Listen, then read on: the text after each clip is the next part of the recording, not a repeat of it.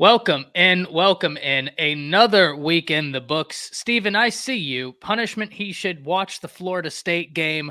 Don't put that evil on me, Steven. I've watched enough Florida State for this year. It's bad. It's real bad. We'll talk about it, though. You bet your bottom dollar we're going to talk about it. We're also going to talk about Oklahoma bouncing back. We're going to talk about Alabama absolutely demolishing Wisconsin. I know Van Dyke wasn't there, but if you've kept up with Wisconsin this offseason, you'll know he barely won that quarterback job. In fact, many people thought Locke was going to be the guy to win it. Though he doesn't have the experience, there wasn't a drop off in terms of potential at the quarterback position. We're going to talk about that. We're going to talk about Texas having yet another really good week. Arch Manning coming in. Hopefully, Quinn, I saw that he is looking better than they anticipated, which is good. This is a big year for him. He needs to stay healthy, especially if he wants to get that top 3 draft pick, which, let's be honest, Coach, I know some people don't like when I say this, but I covered him in high school. So Texas fans think I'm hard on Quinn, too hard on Quinn. Other people think I'm too high on him. It's because I really like Quinn. I covered him in high school. He's a good dude. I've said this before. After that state game, he made sure everybody had the opportunity to get their, sound bites in. He's a good kid, and I want him to hit that ceiling of his potential. That's why I always hammered, hey, he's got to get that deep ball. This year, he's hitting it at an entirely different clip than they were hitting it last year. We're going to talk about all that. But before we can, Coach, how are you today? Good, man. Good. Can't complain. Long day as usual. You know what I mean? Putting them hours in. But I'm here, man. Football season is going full bloom. LaQuace, Katrina, what it is. How you guys doing, man? Mickey Pate, everybody, man. Roll tide to you all, bro. Hey, I'm here, brother. Let's talk about it. Yeah, Talk. let's start with the Texas game, right? Because it is good hearing that Quinn is going to be back sooner than anticipated. I've said this before as well. I don't care if it's a player for Auburn. I want Alabama to kick Auburn's teeth in every single year, but I want more than anything for that to happen while every single player on Auburn's roster walks off that field healthy as they came into the game. That's a perfect world for me. And that certainly extends to every school out there. And I've always been honest. I covered Quinn in high school. I actually wrote an article for Dave Campbell's, and I don't know if it ever got published, but it's what got me on the editorial side over there when I was interning, saying Return of the King, right? And I did that because I was like, hey, for Sark, this kid is key. And it was before Sark got there, but it was the previous coaching staff. I was like, you have to get this kid locked up in your class. Like, you can't let him leave. He left. I know that's not the reason Herman was fired, but it certainly didn't help. So, talking about Texas, Coach, I've seen some posts talking, and they're not wrong, about the depth of the wide receiver room. Ryan Wingo is a monster. Isaiah Bond looks like he's having a really good year. And, Coach, may I take a shot at the previous staff? I think Mhm. Isaiah Bond at Texas is proving, and Wiggins, I love you as a recruiter. Yeah. But whenever Coach Shepard comes in here and is saying, I got to teach these cats the fundamentals of route running, and now I'm looking at Bond and he's running routes. He was never a bad route runner. Please don't get it twisted. But he's running routes better than he did at Alabama. We know what it was. I defended Wiggins for a long time, but hey, Bond's having a great year. Happy for him. Texas has a lot of speed at the wide receiver room, but Coach, you want to know what to me is the difference? Because they had great Yeah. wide receivers last year. Hmm. The entirety of Sark's offense is unlocked whenever Quinn can hit the deep ball at the rate that he's hitting it this year. Like, Sark is going to scheme something open behind the line of scrimmage, at the line of scrimmage, and from 10 to 20 yards, right? Like that range. He'll Yeah. scheme it. But whenever you can test a defense deep, a la the Alabama game, when he's hitting those shots like that, Yeah. damn, are they hard to defend. Yeah. So thoughts on Texas, man? And I want to give a shout out, Colin Simmons, that edge rusher they have, true freshman. Yeah. Boy, he's gonna be good. He's gonna be real good. So what you thinking, Coach? Good to see another Uh, SEC team repping strong. yeah. I mean, it's Sark. Texas offense doesn't shock me at all, man. I mean, look at what we did when he was here. Yeah. Steve Sarkisian, to me, makes you defend the entire field. You know, misdirection and things of that nature is what he builds it off of, and he runs the ball. He runs the ball. You may think it's a passing offense, but they really run the ball to set up the pass. A lot of option routes are built into his passing concepts, and I think that's what makes it very, very difficult. And they're obviously teaching their receivers to attack the top of the route, something that we didn't do last year, to be quite frank with you. You know, it's a 100% difference in running a route and attacking the top of the larger routes, as I call your digs, your posts, your post corners. You really have to. What's up, Jag? So good to see you, Jag, for sure. You know what I'm saying? You really have to attack the top of the route. And you know, we didn't do that a lot last year. That's just being frank. That wasn't on the quarterback. That's just on. I don't know who is on. I'm not in their staff room, but to extenuate your offense, man, you got to really sell those routes, right? You got to make it tough on those defensive backs. We used to call it working the defensive back. You got to work that defensive back. In Texas, you know, those guys do a great job of teaching that. And you got to give credit where credit is due. You know, they're hitting on all cylinders right now.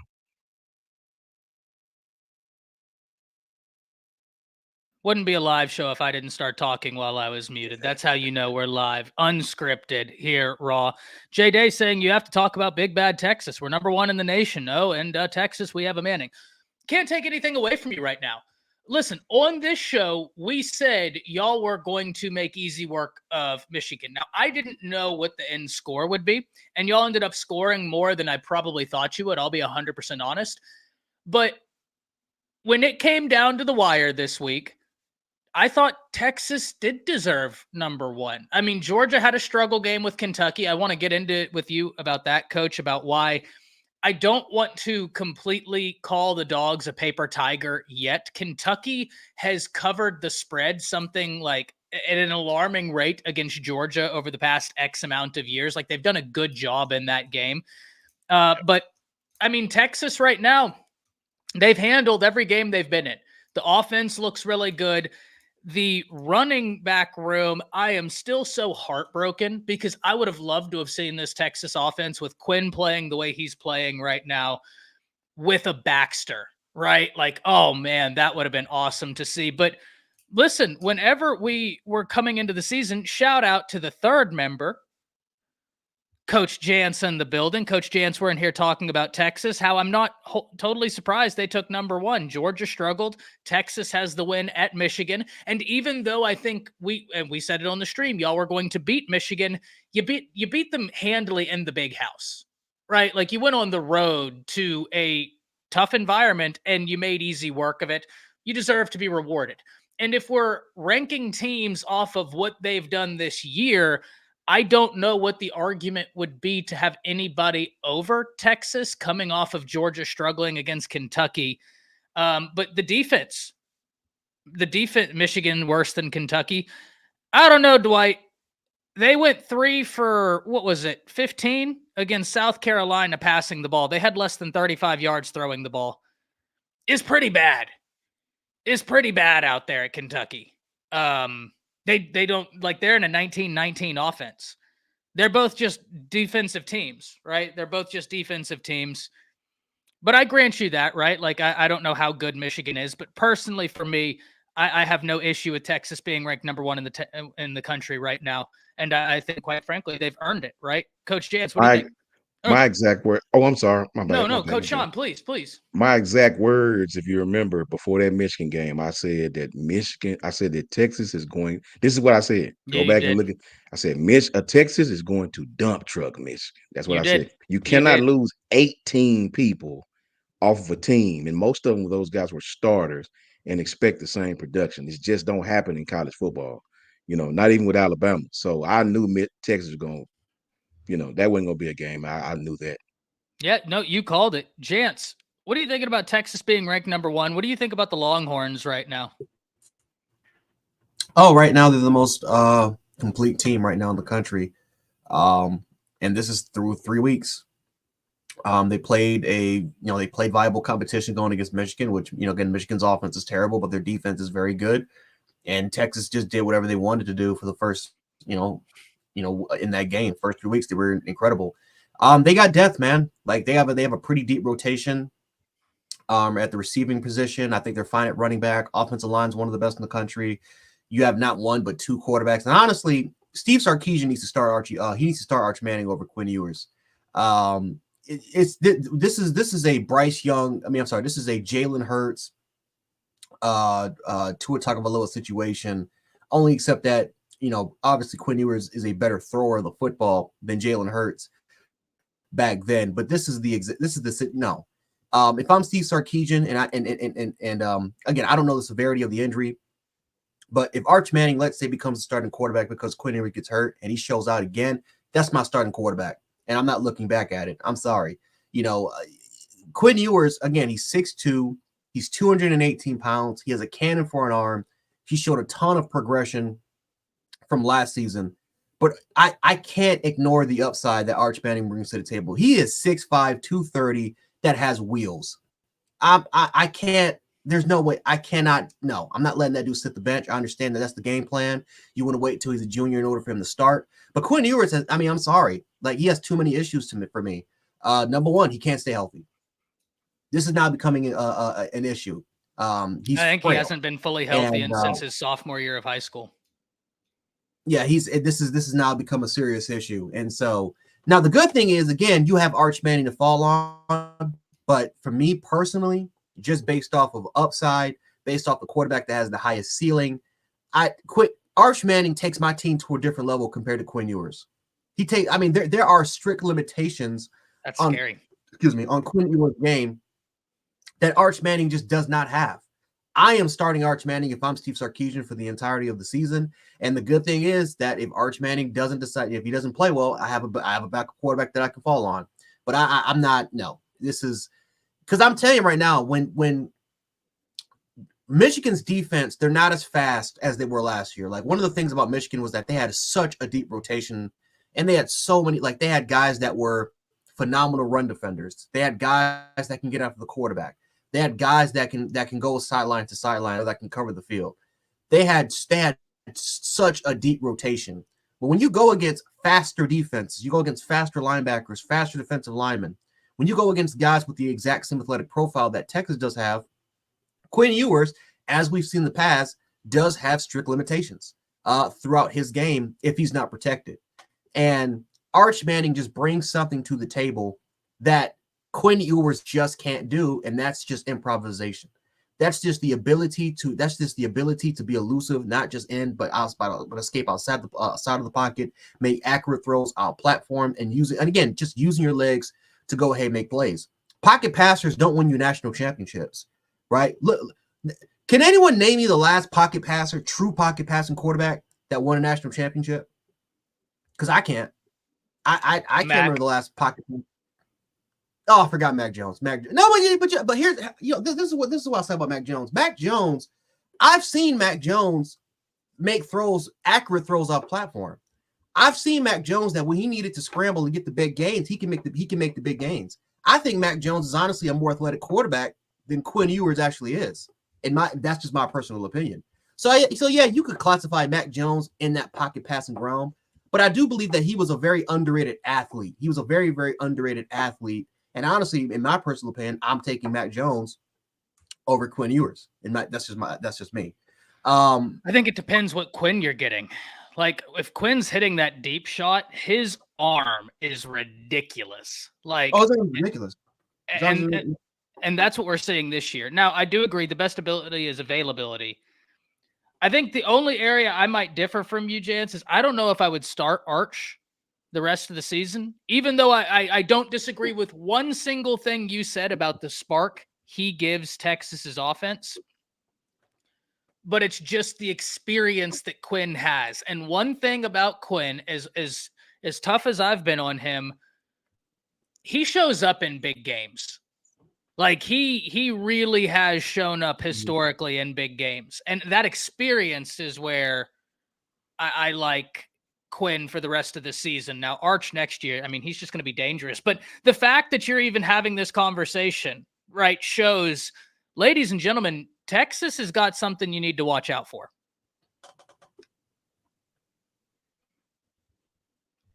Darius saying he's a humble Georgia fan. Hey, that's what college football is, Darius. Let me Well, say this. Shout out to Darius Fontaine. I seen that live that Coach Smoot done. I like to fell out of my damn seat at work laughing. It was freaking awesome. Smoot got like he was asleep. Where is Darius? It was great. Shout out to the homie Smoot, man. It was the skits might be his lane too.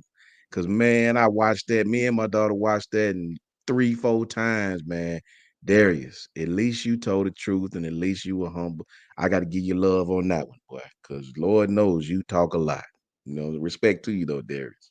no, everybody's going to get humbled in college. Darius, we have said on this show, I don't, and I still feel this way. I don't think anybody goes to the SEC undefeated.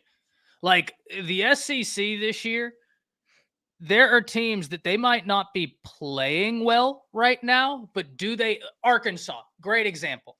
Arkansas is not playing well as a team, but damn it if that offense doesn't have some dangerous pieces, right? Like, Hey, nobody's talking about Ole Miss. I don't want to play Ole Ole Miss Miss right now. is ridiculously talented. Coach, close your ears. Tennessee I know. is I know. ridiculously talented. Yes. And I've said this before. I don't even know what Oklahoma is yet. I know that their defense. I mean, their defense looks so much improved from when Brent Venables first got there, and that's going to continue. But I don't know what their offense is quite yet, though they had a much better showing against Tulane, and Tulane is no slouch. Let's be honest here, right? Let's shame the devil. Tulane is a good team. They're a good team. They play people tough, but I don't know. Like, I don't know what OU's ceiling is basically what I'm trying to say. Right? Is like I don't know what their ceiling is. Brinsky, any thoughts on Texas before we move on? And we're going to talk heavy about Alabama against Wisconsin. Oh man, first things first. What's good, everybody? But man, I ain't gonna lie, man. That arch run, I was like, man, it definitely skips a generation because it shows skipped his uncles and all. And I'm about to say it probably had his brother, his dad's Cooper, because you know he was a wide receiver, so it probably that speed probably came from him. But his dad said the speed came from his mom. So that, hey man, a man that can run and pass, that's dangerous. That's first overall pick type skill right there. So I was already high on Arch anyway. So I hope that he just keep on developing. But I think I caught a little bit of what you were saying. Like you wouldn't start him for the rest of the year. Yeah, put Quinn in there. Just let him. You ain't got to rush him, man. He's gonna be there next year. It's gonna definitely be his team. So it's no rush. But if Quinn get hurt, you know you got a guy that can really step in there and it be no problem. So yeah, Tess is looking good right now. So. Well, and to Jance's point, because Jance was saying, oh, you mean if he keeps balling out, start him just because of the explosiveness he has. Even though I would start Quinn, at the end of the day, the conversation boils back to Texas has a guy behind a guy. And I think Bama fans feel the same way, right? Like Ty Simpson is a guy who Bama fans are very excited to see in this offense. You feel very good about your quarterback room, about the future and the play caller. And I mean, shout out, like I said, Colin Simmons looks like Himothy.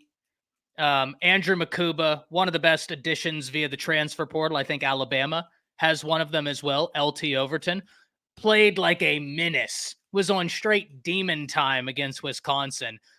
But let's talk about this right here. And Bama, what's the, I don't want to mess up the name. Bama fan, I saw you say Tulane and laugh. Hey, I'm telling you, man, I'm telling you. Tulane is no slouch, right? They're kind of like in that area of like USF. They're a good team. I know they might not be Power 5.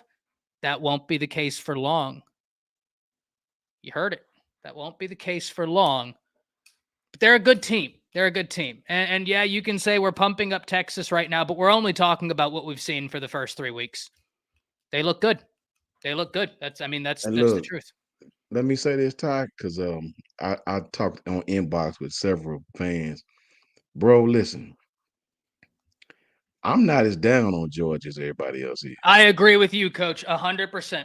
Not down on Georgia because we struggle with South Florida at home.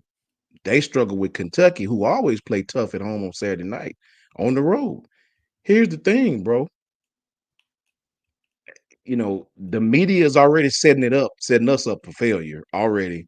They dropping them behind us from what I hear. They're talking about how we might be favored. They already setting us up, man. They already setting us up for failure, bro. Look, no, let us be the underdog. Let us keep that energy that you've been having for Bama all year. We ain't no good. We ain't gonna be good without saving. Don't all of a sudden try to give us no love. Don't fall for the rat poison. No. That's why I like us being at 5. Yeah.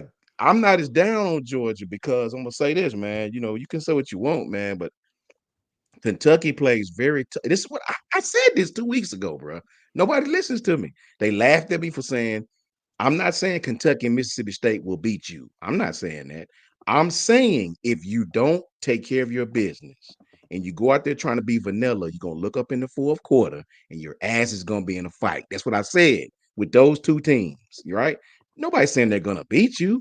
I'm saying if you don't take care of them and put your foot like they and beat them like you know you can.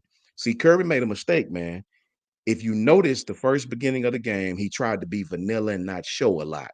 That's not Georgia's usual game script. They tried to be vanilla. Let's just run the ball, throw a little hitch here or there. Well, when they start going 3 and out, he was like, oh, he was in OSHIT mode. Now you got to play. Now you look, brother, this happened to us. If you don't be careful, you're going to look up in the fourth quarter and you're going to be in a fight that you really shouldn't be in. Yeah. Right? So I'm not as down on Georgia as everybody else is. If you, bro, look, that still would be the best defense we've played all season. We'll play all season. That still is the best quarterback we faced to date. Georgia will be the best team we faced in this young season. And I'm not just down on them like that, man. I'm just not. Georgia has a history of playing down to teams, but when they play the ranked teams, they come to play, man. So, you know, that's just my humble opinion. And if you look at the history of Georgia versus Kentucky, do people not realize Georgia hasn't scored more than 20 points on Kentucky? And preach, Jance. Coach, what did I leave the show with? Talking about Kentucky has covered X out of the amount like X years. Like it's they really haven't scored. Weird. They haven't scored more than 20 points since 2018. Literally, like the last 2 times, was with the exception of this one, the most they scored was 16 points. It was 16-3, 16-6. And now 13, what was the score? 13-14 or 12-14? What score was 13-14? So you got to go all the way back to 2018, the last time they scored more than 20 points. And that was, they won the game handily 34-17. But then you look at Georgia versus Missouri when Missouri was unranked. What happened? It was a war. All the way, that game was a war. Auburn last year was a war all the way down to the fourth quarter. Georgia has these type of games every single year. Auburn last year. Mm-hmm. Yep. With us, Auburn with us.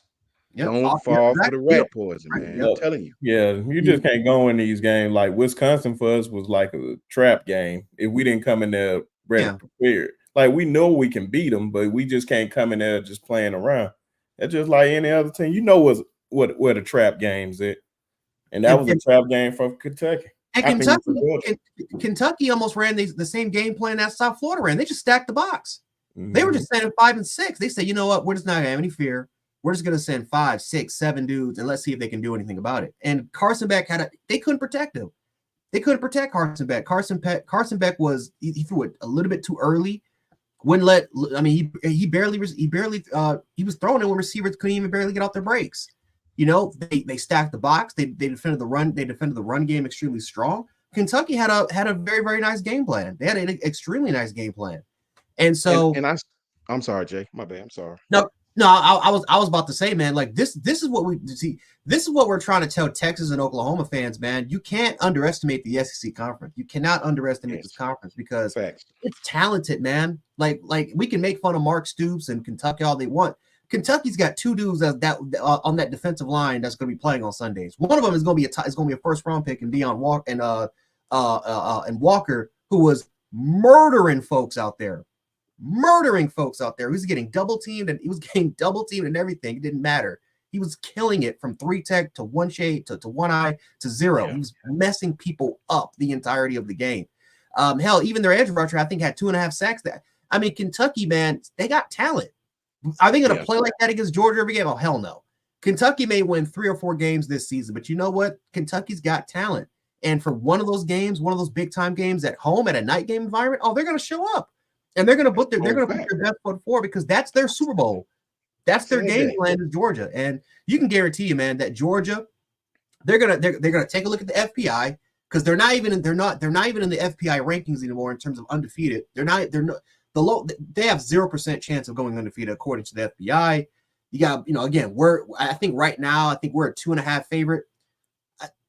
It's the rat poison. It's the crap. And this is why I hate playing Georgia this early. I don't want to be honest with you, I don't want to play them at all until we beat you to the SC championship game when we're always the underdogs against Kirby Smart. That's what I want because I know what's gonna happen. I know exactly what's gonna happen by the end of the season because we're always gonna be the underdogs. Georgia's gonna lose a little bit of momentum and then boom. But it's the rat poison crap. The rat poison crap. Exactly. And that's what I was saying to my brother OG Ephraim and to my brother Vincent Foster. I'm not saying nobody should be afraid of Georgia. And Vincent asked why do Georgia. I'm not even giving them a pass, right? But what I am saying is these guys have played Clemson competition and they played on the road at Kentucky, another SEC school. We played South Florida and we played Scratch My Back University, right? So no, I'm not giving them a pass, but I'm not going to sit here and act like to this date that we've played better competition than them because we have not.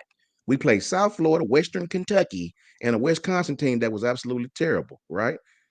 Say what you want, but going to play Clemson in Atlanta, going to Kentucky, is better competition than we have faced, bro. Yep. There's just no lie. Like you lying to yourself if you think that it's different. I'm saying not to be afraid of them, but if you think I'm gonna sit here and swing on Tennessee jock and who ain't playing nobody but Hazel Green High School, right? They look great against Hazel Green. They look good against NC State. I give them that, right? I'm not down on Georgia like that. I'm not, bro. I'm not down on them the way you are, right? I know that team will have Bama's full attention and vice versa come next Saturday. If you don't believe that, I don't know. I don't know what you're watching. No, I cannot agree more. Jan Sprinsky, before y'all came in, I when it was just Coach Sean, man, no bashing my Vols Nation. I gotta admit, man. Oh, no disrespect. No. He's funny, man. I like this Tennessee fan a lot. He's funny, dude. Vols, you got a home here, my man. You gotta and this is the thing. I'm not comparing Alabama and Tennessee, but I am comparing the optics of the schedule from the sense of USF is a solid team. Schematically, they run that veer and shoot that Tennessee runs. That gives a lot of people trouble. Defensively, they're very aggressive. But Alabama had a patchwork offensive line. I think if Caden Proctor was playing, Booker was at left guard, and Pritchett was at right tackle, that game gets ugly, right? Look what happened when Alabama finally shored up the line, and then it was just boom, boom, boom, boom, boom. Touchdown, touchdown, touchdown, touchdown. Right? So I think it's kind of analogous, Alabama and Tennessee from a schedule perspective, where you have two games that you should win those two games. Even though Western Kentucky, solid scheme. USF, solid scheme. But then Tennessee, they have the NC State win, solid win. Bama has the Wisconsin win, solid win. But once again, you should beat those teams, right? Like that's just the nature of it. But let's get into this. Let's get into Alabama, Wisconsin.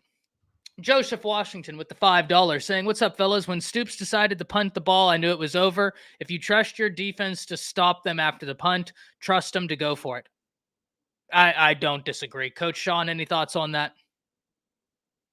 Stoops decided to punt the ball. I knew it was over. If you trust your D. I don't really know because I actually understand why he would punt the ball. His defense was playing great. His offense was struggling a little bit, but Georgia, they was getting to Carson. Just like Coach Jay said, they weren't able to protect him very well. And Coach Saban spoke on this.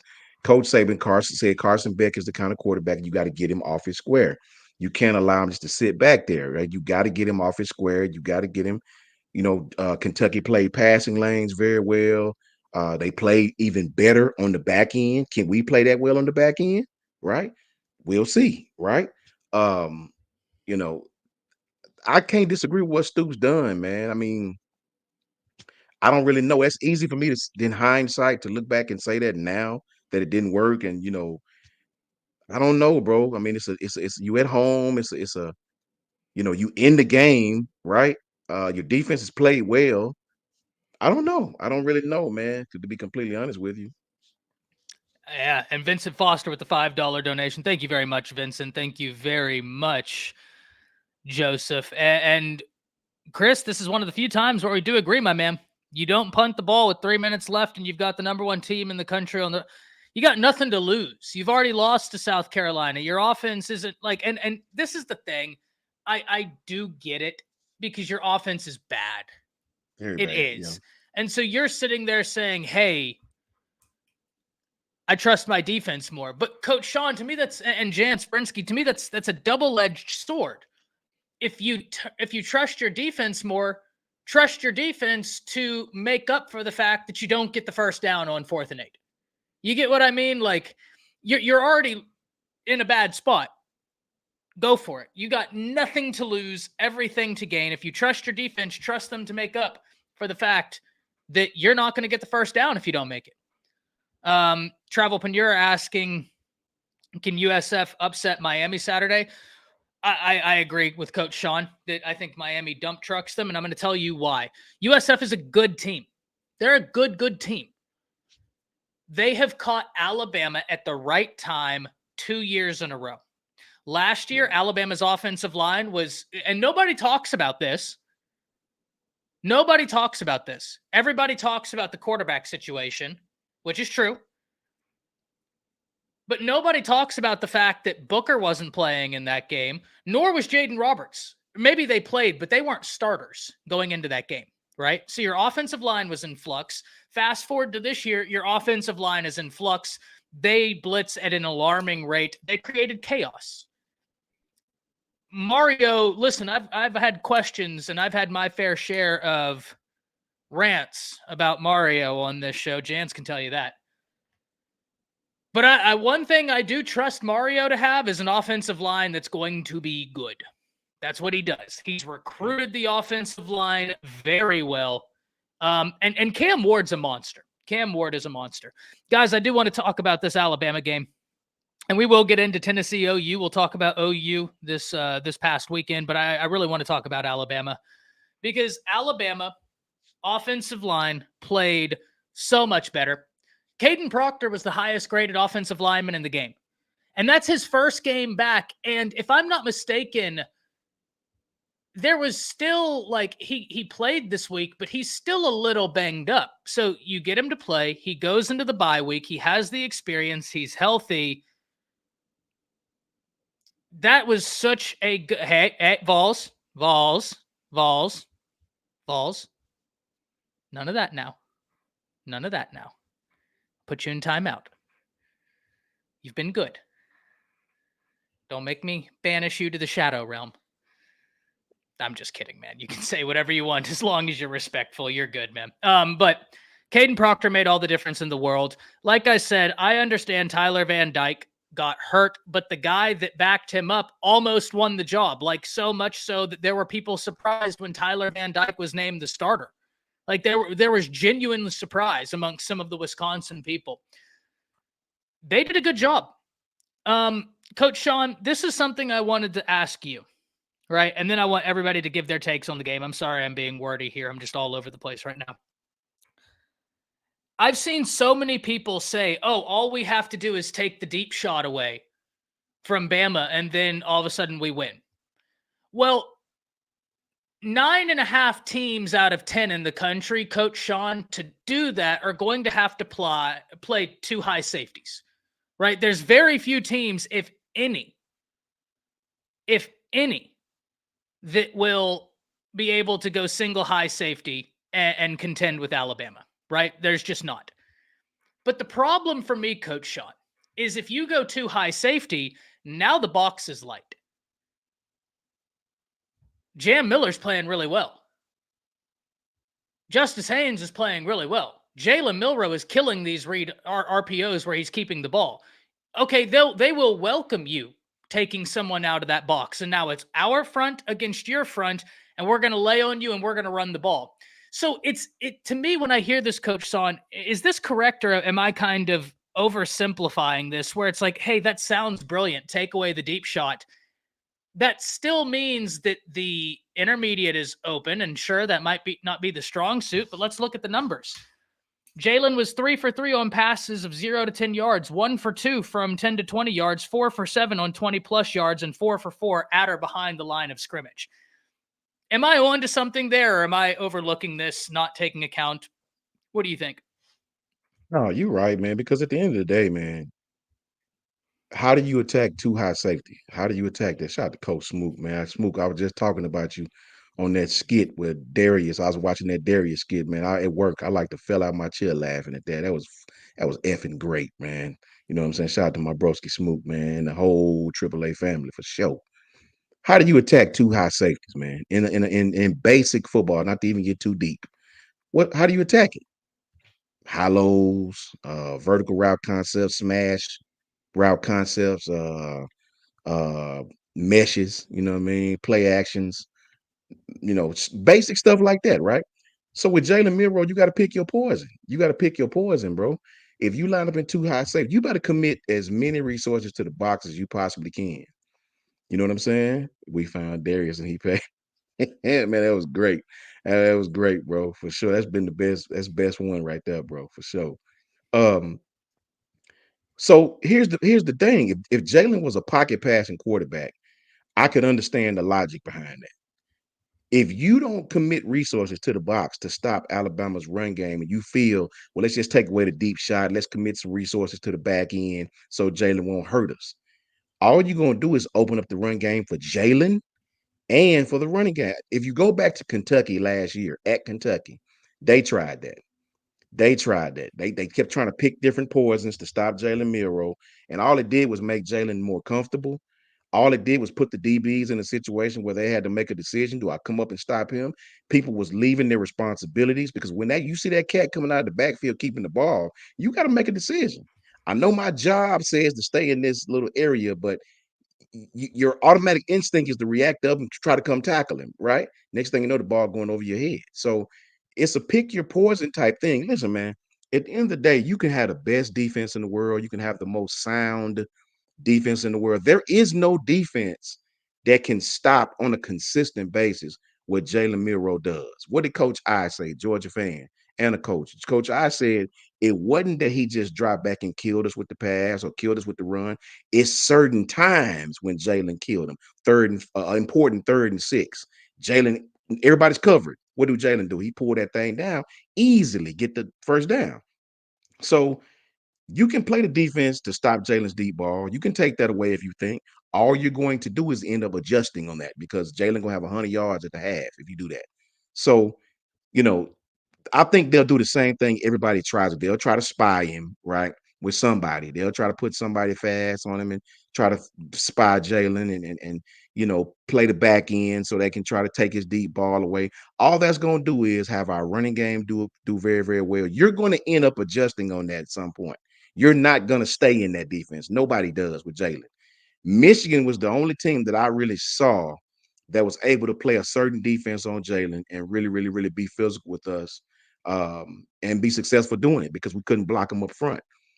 With the offensive line playing better, with Jalen Milroe seeing the field better, right?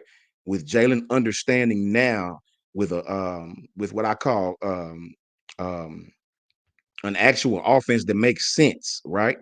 Pulling it down with a blocking scheme that makes sense. It don't matter if you in single high safety. It don't matter if you in two safeties. You know what I mean? It don't matter if you're playing two high safety. Jalen can kill you either way. With an athlete of his caliber, he can hurt you either way, man. We can penny pinch or we can hit a deep ball. It's just up to you which poison you want to pick.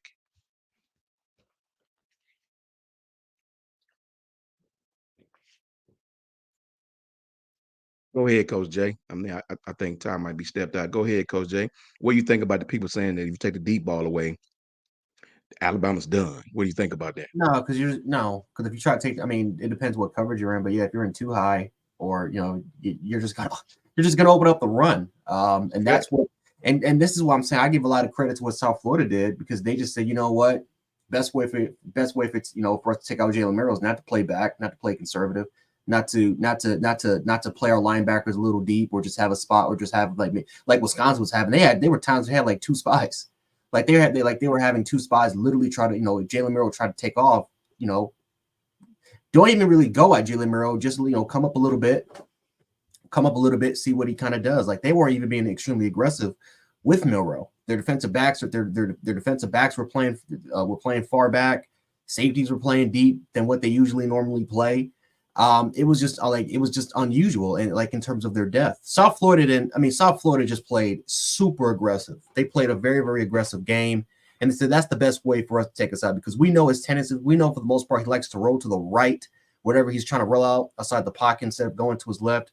It's either up the middle or he's going to the right. So South Florida and Todd put up a masterful game plan against Jalen Milroe, but Wisconsin played just conservative. They were afraid of Milroe. You can't play in fear of his deep ball. You can't be in fear that you have playmakers on the outside that can stretch the field, because you're just going to open up the run game. And I think Wisconsin, I think they honestly underestimated how good the run game actually could be.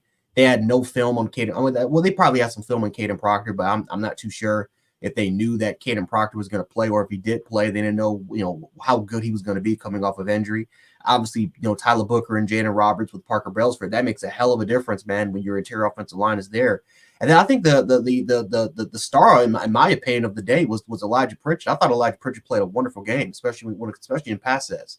The running game, not even a question. Elijah Pritchett is probably one of our best run blockers, especially if you can get him out in space. Seal the edge, or if you use him on some pin and pull or some traps. He's really freaking good. He's extremely athletic, extremely agile. It's just the question about him was pass sets, but I saw him, man, pointing out certain defenders, kind of help set the protection. He was doing something that Formby was getting praised for a lot. And so I'm seeing some development within Pritchett's game, and if he continues to do that, then this offensive line is going to become huge, because that was the biggest question mark, was right tackle. Was just the right tackle spot. And so I thought Pritchett played a really, really good game. The offensive line was really, really well in that aspect. But no, the one thing that I'm just not concerned with, if we can stay healthy, if all five players can stay healthy, is the run game. And when you don't give us that much respect in that aspect, and our biggest strength, we're going to kill you every single time. So you saw what Jalen Milroe was able to do, right? Jalen Milroe, how effective he was able to be in the run game. Jam Miller, how Justice Haynes was, how effective he can be. I don't know the severity of Richard Young's injury, but hopefully he can be healthy. But no, I thought Wisconsin gave us a little bit too much respect by taking away the deep ball and just opening up the run. I thought they tried to play a much more conservative game plan, and I think that they were confident that Wisconsin could that they can get Alabama to like 3rd and 4, 3rd and 3 situations, and that they were very confident that they can stop them or kind of hold them down, or potentially maybe, or just waste time, right? Like let Alabama drive down the field, let them have 5, 6, 7 minute, 6, 7 minute drives. We can get the ball back, put some points on the board, but they tried to make this a slow, methodical football game. They didn't want Alabama to run up the score and be up 21 points by the halftime. They wanted it to be a slow, methodical football game, and they thought that was their best chance to win. They had to sacrifice something, and so that was probably their game plan kind of going into this thing. But ultimately, at the end of the day, I mean, Alabama was, it was able to work, because sooner or later, Wisconsin kind of, they as soon as they were bringing people up, that's when we took full advantage in the passing attack. They brought people down. We took advantage of it by taking deep shots. So it's like this is kind of a pick your poison, because then all of a sudden when Alabama's up by 3 scores, you kind of have no choice now, because what your initial game plan was doing is not working. And so you have to kind of go back to a backup plan, which we were able to take advantage of. 100%. And Coach Sean, there was a play and you might remember, if not, this is 100% my fault for not telling you beforehand, but that's also what we like to do here. This show is just super relaxed, and we're just here to talk football, right? Wherever the conversation may take us. Coach Sean and I were texting during the game, as we always do, and I wish y'all could have seen the videos Coach Sean was sending me, because great, right? You had one that made me laugh so hard. But there was a play Alabama ran, and Jalen Milroe was escaping from the pocket, and it's the one where he hit Jeremy Bernard.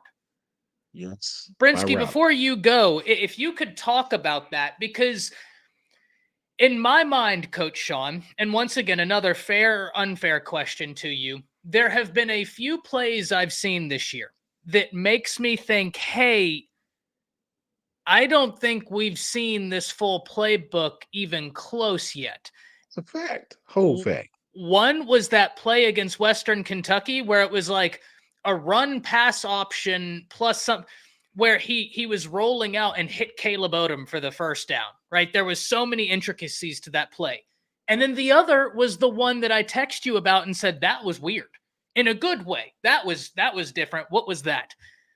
Talk to me about that play. Talk to the people about that play, because to me, when everybody's like, oh, well, it's either feast or famine, I don't think we're accounting for those plays right there and why they work so well. You mean the one that I got excited on? Well, there's the one you got excited on, but it was the one I texted you about, and I was like, that was weird. Jalen was rolling out of the pocket. And he missed the one where he missed the hole? No, not that one. It's where he was rolling out and he hit Jeremy Bernard, and Jeremy Bernard and Ryan Williams were very close to each other, and Bernard took it for a big gain. It might have been the high-low.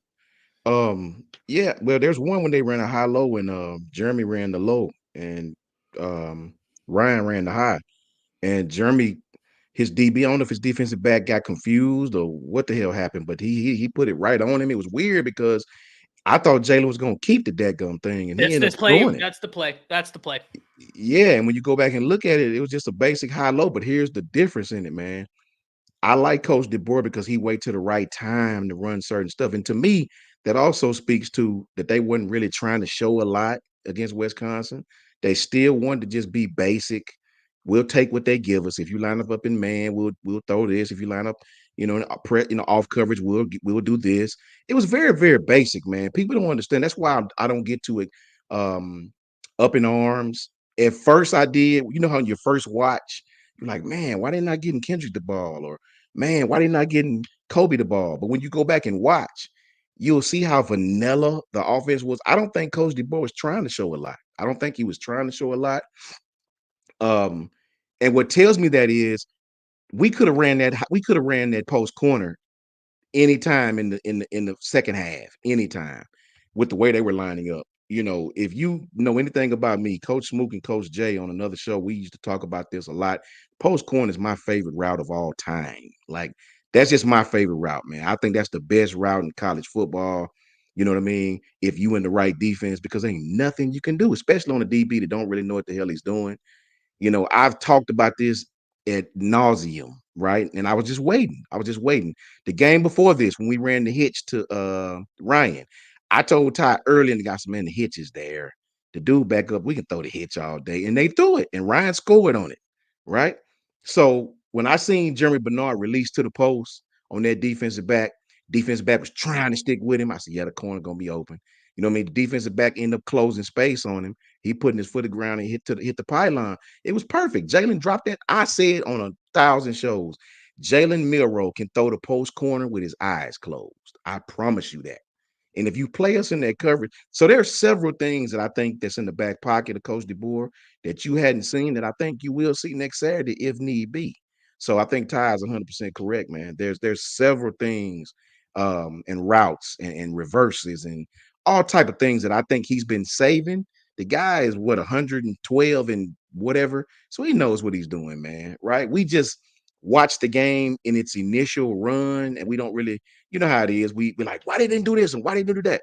Then you go back and watch. You're like, okay, you feel better about it. So I think that's what it was. I get it. You'll never see me get excited like that. But the post corner route, when it worked, not a better route in college football. But I think you're 100% right, Ty.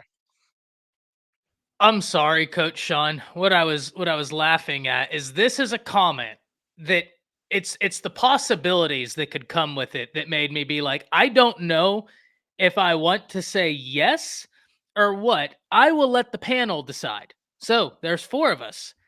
Bagman says, I've been saving up some Penn State jokes if you want to hear them, Ty.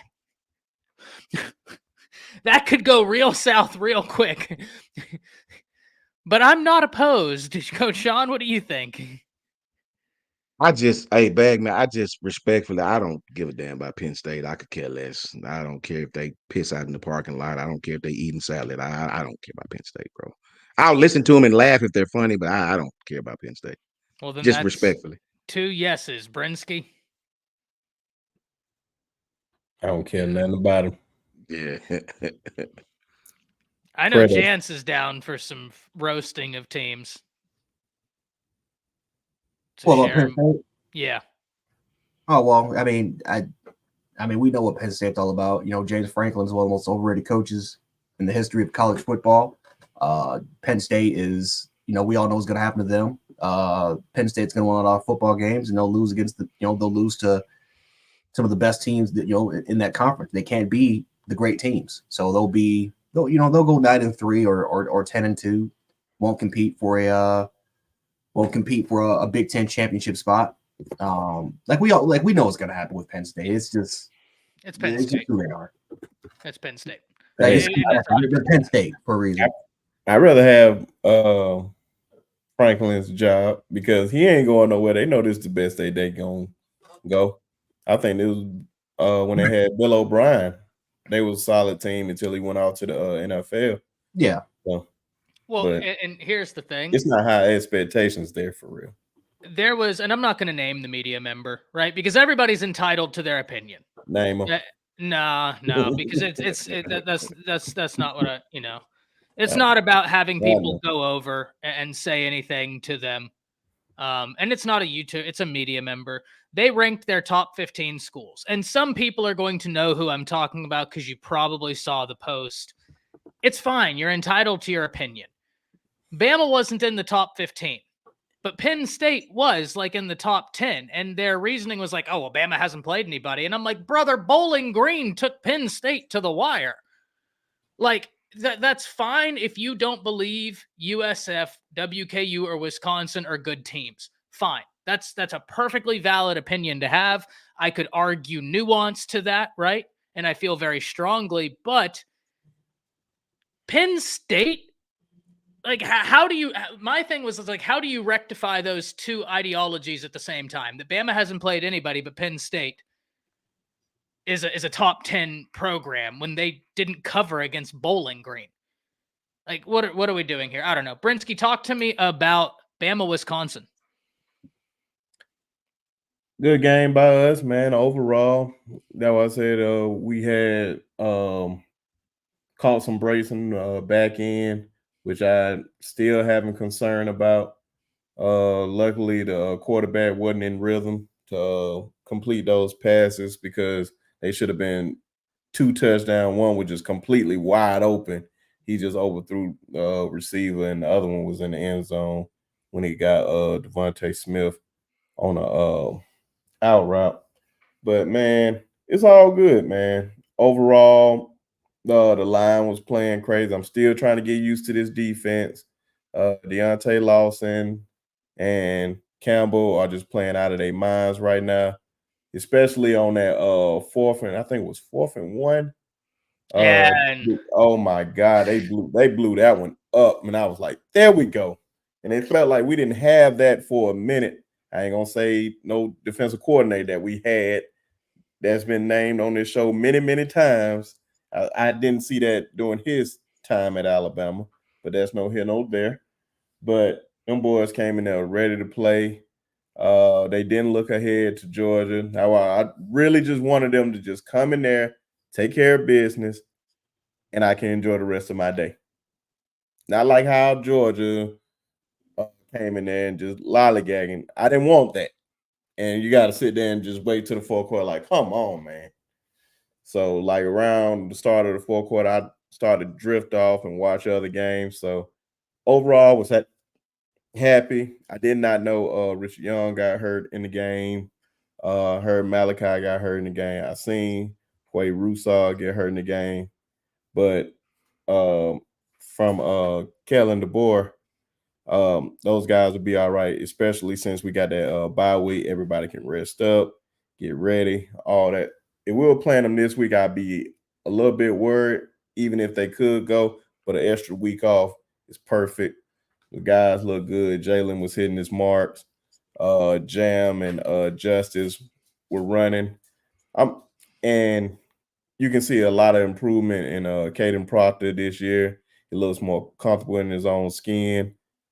Can't wait to see how he does against Georgia, because those guys are flying off the edges just to really test him. And he gets another week to heal up, so that's a blessing too. But overall, man, I'm loving everything about Alabama right now. From that game. 100%. 100%. And Eric, I completely agree. That's why I said, like, if you don't believe Alabama has played anybody, that's fine. I would disagree with the opinion based on, like, I'm a big guy in styles make fights, right? So you can think that a matchup is like a nothing matchup or a team isn't good, but if they have a schematic that's advantageous, it is what it is, right? It is what it is. And I'll just use a quick analogy, man. Ty will appreciate this because this actually happened. But there was a fight, man, with Marab and Sugar Shane O'Malley. I was going to reference it. Please preach. Yep. Sugar Shane O'Malley, man, where everyone was going with Sugar Shane O'Malley. Everyone thought, oh, well, he's the better striker. And, he's phenomenal in this. He's phenomenal in the stand-up game, and that he's like, he has he's 4 inches taller and he has a huge reach advantage. But one thing Marab does better than anyone in that debate, this is a debate between him and Umar. And then I also say Peter Yan. Peter Yan's pretty damn good as well, and Aljamain Sterling. But his wrestling, his quickness, his agility, his strength, but his ability to grapple you to the ground is and pace. And it's extreme pace. The dude does not get tired. He's extreme cardio. But that's it's scheme. It's styles, man. Styles make matchups. And one thing about why wrestlers are typically the best, like you look at the Daniel Cormiers, the John Jones, the Kamaru Usmans, the Khabib and the Nurmagomedovs, why he went 29 or 30-0. Hell, even the new champion. Look at Dricus du Plessis. When he beat Israel Adesanya, he took him to the ground, out wrestled him. Out physical him, out manned him. Like, there's a reason why strikers with that they just don't really last long unless you have like insane power like a Alex Pereira. But like, there's a reason why strikers don't last long, and wrestlers are like, Valentina Shevchenko was the co-main event, went up against a jiu-jitsu girl, and she got her ass kicked. Valentina Shevchenko destroyed her just based off of her wrestling, man. Like, styles make matchups, man, and football is the exact same situation, man. It's like certain schemes, certain matchups, they make matchups. I mean, hell, I'll give you another reference point. Look what my Bills did to Miami. I knew that. See, look, again, I won $500 off that game. Trying to brag about it, but I want some money off that game. But I knew it was gonna happen. I knew we were gonna destroy. And first of all, prayer to Tua. Hopefully everything's all right with him. But I knew we were gonna beat them, because from a schematic standpoint, I knew exactly what we were going to do against them. We knew Tua's tendencies. See, against Tua, you can play too high. You can play a lot of freaking too high and just have your corner just bump Jalen Waddle and Tyreek Hill. You can do that because Tua's not a mobile quarterback. He's not. And for the most part, again, he's very accurate, incredible ball placement, more of a spot thrower. But guess what? Yeah. We took away it. We took away his first option. We made him go through his rest of his progressions. By then, it was already too late. You had to go with your third, your fourth options. You had to go with your third receiver or your tight end. We took away Tyreek and we took away Waddle. So it's styles make matchups. Schematically wise, it makes matchups. This is why, for the longest time, also, I just use this quick. I'll land here. This is why Alabama dominated Kirby Smart for a long time, because our pattern match defense matched up extremely well against Georgia. We knew exactly what they wanted to do. That's why we have no fear whenever we play them. Now in a couple weeks, it's new. It's brand new. And so that's why I'm a little nervous, because they don't know what we're going to do, we know typically what Georgia like to do, but we don't. But our defense going against theirs from this coaching staff standpoint, they don't know what they're really all about. They haven't seen it. So styles make matchups, man. Shout out, Lynn. Hope you're enjoying your trip to Europe. Let me know how it goes. All right, I'd love to hear that. Happy you're over there. Happy you're having a good time. He asks about Georgia's offensive lineman. I don't know about the second, but I know Tate Rutledge, and this is awful, right? Like I started the show talking about, I don't care if it's Auburn. I don't want anybody to be injured, right? Football is a beautiful game, but that's the negative to football. Tate Rutledge is looking like he's going to miss 6 weeks. And he is a monster. Like, he's a damn good football player. That's a blow. That is a blow to Georgia. I don't know about the second one, though. Do any of you guys know about that second injury to Georgia's offensive line? I don't. Yeah, I don't either. But it's Tate Rutledge is the one I know about, Lynn. So final thoughts on Alabama, Wisconsin. I'll talk about the defense. Coach Sean, I really want to get your takes on this. LT Overton looks really good to me. Yes. But what would you think outside of that? Yes. I think LT right now is looking better than Ja Moran, you know. But I'll say this, man. You know, if I got a nitpick, we got to fix the perimeter runs, man. We got to fix, true. And that's the part that worried me. You know, that overhang in the perimeter run. That's what I said in the beginning, man. If this defense is going to be what you run base, your DBs, you got to have some DBs that want to tackle in this defense, right? So, man, we just got to fix the perimeter runs, bro, because the running game that we face next Saturday will be the best one. You know, say what you want to say, but they'll be the most physical running game. And what I mean by that is they'll stick with it. They're not going to stray from it. You know what I mean? They're going. One thing about Georgia, and Coach Jay really just said it. These guys know who they are. You know, they'll live or die with it. Taking Ryan away, they're going to play man on him, bro. They're going to play man on him. They're going to try to make Jalen beat them, right? They're not going to do nothing different, bro. They're just not going to do it. They're just like Michigan. This is what we're going to do. Show us you can beat us. That's just what it is. I mean, so we got to fix the perimeter runs because Georgia attacked that all night long, right? We gave up some runs on the perimeter. We got to fix that, man. We got to fix that before next Saturday. Those guys will stick with that over and over and over. And when we adjust, that's when Carson will try to go deep on us. So we got to fix that perimeter run. We got to fix giving up some. When we switch out, when we take Tim Keenan out and we put the other young men in, they tend to attack the middle. We tend to give up some plays in the middle of the defense, putting stress on our linebackers. These guys get caught up in blocks. Well, we got to fix that before next Saturday. And that's just the straight up truth about it, man.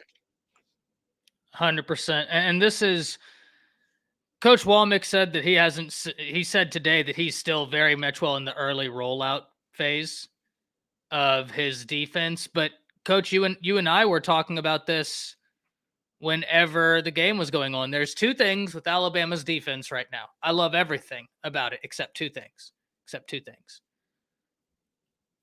One, edge runs. That's got to be cleaned up. Against USF, I was a bit more understanding because I was like, okay, well, they just have a quarterback that knows this RPO scheme. He is going to make the defensive line, suck in the middle. He's going to pull the ball out and he's going to attack the edge, right? Like, fair. Wisconsin did it, and they didn't have a mobile quarterback. And that's when I was like, all right, that's got to be fixed. The other thing is the short passes over the middle, right? Like, they'll just park Brock Bowers. Or they'll just send Nate Frazier out the backfield to the middle of the field. And you don't want that guy getting the ball in space. I'm sorry. You don't want Nate Frazier getting the ball in space. He's young. He's a freshman, but he is a really good player. Nick Saban was talking about on College Game Day one day. It was, I think, when they played Clemson, that he thought Nate Frazier was like one of the most underrated players in the nation and that he really wanted him a part of this roster. Ended up at Georgia. So, Jan's thoughts on the defense? Mike is muted. Yeah, I agree with Coach Sean. We got to do something about about the perimeter edge runs. I'll also say our interior also needs to be improved. We got to get better at that. We keep getting gashed up a little bit easy. Matter of fact, Malusi was getting there was a couple runs, man, that we were a couple, it was, if it wasn't for literal, shoestring tackles, Belusi could have got like huge chunks. So we got to shore up the interior. But if you also kind of look at our defense, we don't have our best run defenders out there whenever these big runs are even happening, right? For the most part, we got our best, defensive tackles that can disrupt and can get and can, that can disrupt the pocket and get to the quarterback, but they're not very, they're not really, really well suited against the run. Tim Keenan and notice Tim Keenan and Jaheim Otis, they don't have a lot of repetition with each other with this defense. They're there when it comes to different sets, but those are your two best run defenders. And if they're not on the football field, yes, you have some solid run defenders behind them, but those are the guys. Those are the guys that can absolutely that can control the gap, right? Guys that can beat gap discipline. They're not on the football field. And honestly, Tim Keenan, who can play 3 or 1 tech, he's one of the best pass rushers, I think, on the team.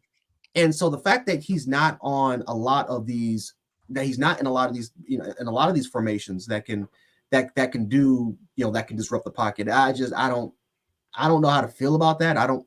That he's arguably the best defensive tackle on the team. And, again, he's not on, he's not even on your base package. It's just that's kind of bothersome to me. But listen, I'll say this. I think our linebackers in Lawson and Campbell have been playing really well, but sometimes they can over pursue. A lot of the times I've kind of noticed that is that we have a tendency of over kind of pursuing a little bit. But no, we got to clean up the run game.